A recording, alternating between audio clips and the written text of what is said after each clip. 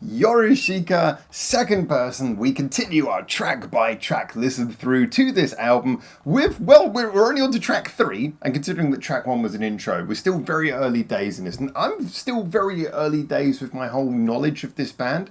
I did some research into the group and learned a little bit about them, which is what led me to get more interested, heard their most recent single, and I thought, yeah, I'm going to look into this more, and I've been really thankful to all the people in the comments, all the Yorushika fans who've been so supportive in giving me a little bit of context and information. But anyway, here we are, track 3, and it is one of the best named songs I've ever seen.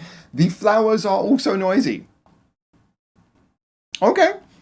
Okay. So far, I'm still at that point with Yorushika where I don't entirely know what's going to happen every time I press play. And I always love that with a group. I've had that, coming back from artists like, Bish back in the day. And yeah, there's so many artists where you just get that feeling where you do not know what's going to happen when you press play. And that to me is always exciting. And I don't know what we're going to get here, but I'm hoping we continue this rather interestingly experimental feel that all the songs I've heard thus far have. Anyway, let's check it out. Bit of a lounge feeling.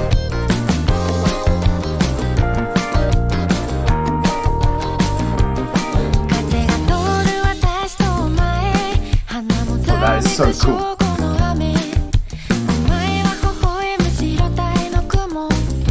It's that very high up bass, very nice sort of hollow tone to it.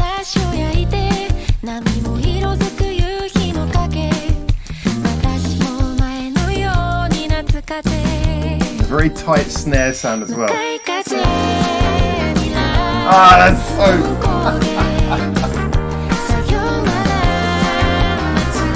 like a late 60s, early 70s kind of sound to it.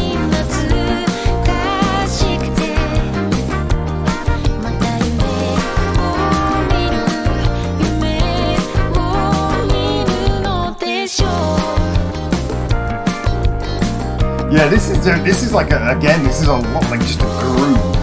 It's like a nice smooth groove.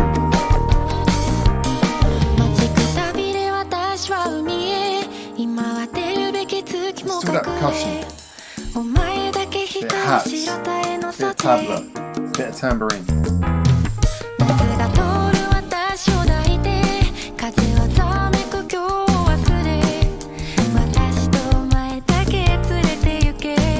It's all those little delicate layers.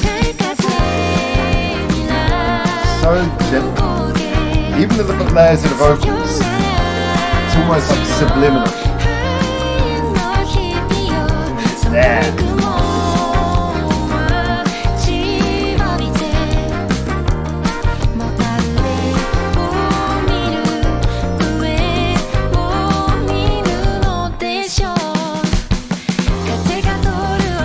I love how with the drums, whenever there's a little fill,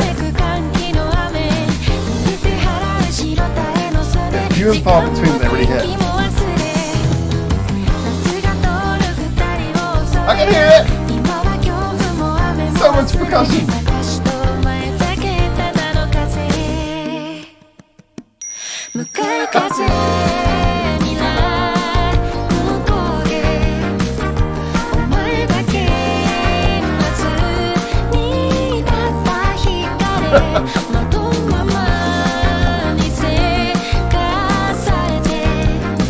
I'm really hearing that one piece of percussion. It's kind of caught my attention. But I love the melody, like Sui's voice. She's just got like, ooh. Again, that wasn't the feel, but that little, I guess it wasn't feel. That little change was nice, very pronounced. Just kind of reset the chorus for a second there, without stopping the momentum.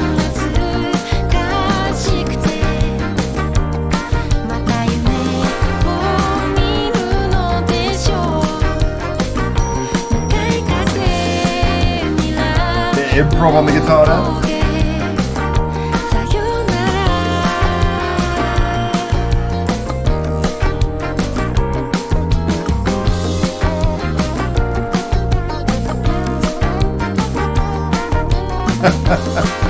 I like how all the instruments just loosen up towards the end. It's a very jazzy touch.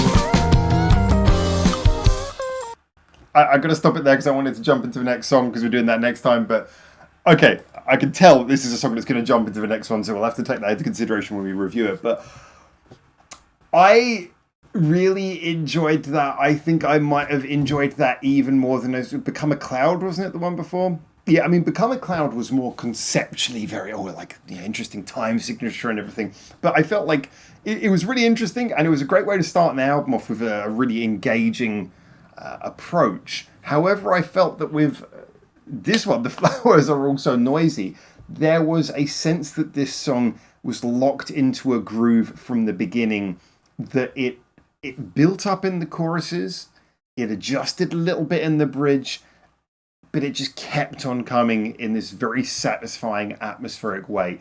You're immediately taken transported to a different place. You kind of feel like you're sitting on some kind of posh, swanky Riviera in Monaco in like the late 60s or early 70s.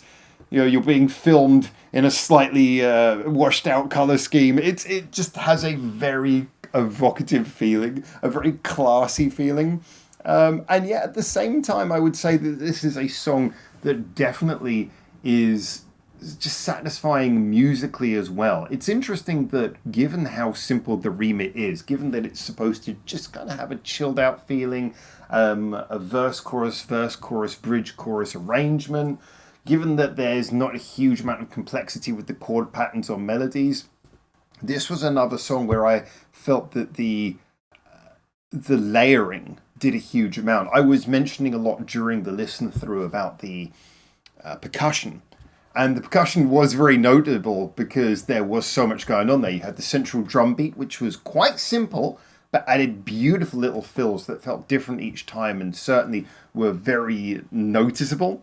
Again, a drum kit that's recorded through a setup that makes it sound very alive, very real, like it's right in front of you. You can definitely feel that tangible touch that I often mention from each piece of the drum kit. You can really feel the bounce of the stick landing on each part of the drum kit. And then at the same time, you've got, I can't remember the name of it, the back when you were in school, it used to be like a fish-shaped piece of wood which you'd scrape something along. You've got that little sound there. I can't make that sound. You've got that. You've got the little tabla drums come in at one point. And then you had all kinds of things going on in the drum kit there. There was a lot of really interesting percussive things happening which were grabbing the attention, but that was certainly just shorthand for what the whole song was about, which was just layers. The vocals had layers. When Sui comes into doing the chorus, her voice is already beautiful, but just purely to give it a little bit more thickness, another layer of vocals harmonized underneath it. We had a very simple bass line. The bass didn't have to do a huge amount, but it was fun. It was bouncing along, giving the sense of rhythm that you want it to. Just everything about this song was not setting itself a particularly complicated task, and yet massively overachieving, which is what you want from a really good, easy listening kind of song. So, for example, in the same way that there are certain other genres or other musical styles where the bar is not particularly high, there's nothing particularly complicated to have to think about. Kind of more chilled out, lounge-esque songs like this, punk songs. These are genres where there's not a huge amount of complexity inherent within the genre, and yet you can add detail, you can add ideas if you've got them, and take that genre and do something really interesting and fresh with it. So for me, yes, this sounds like a very simple song on the surface because that's what it wants to convey. It wants to convey a simple, carefree, summer's day kind of vibe. But in actuality, if you are paying attention to the details, there's a lot of those little intricacies and nuances that make it the kind of song where if you end up thinking to yourself one day, I want a chilled summer song, this would probably be one you come back to much quicker than others. It would be a song that you could listen to on repeat play and it would continue to be rewarding for much longer because of the nuances and the delicacies that are woven throughout it that give your ears more to engage with each time you listen. And it's a song that ultimately, it does that priceless thing of sounding effortlessly chilled, and yet you know that you're still getting something of a very high quality. So I appreciated that.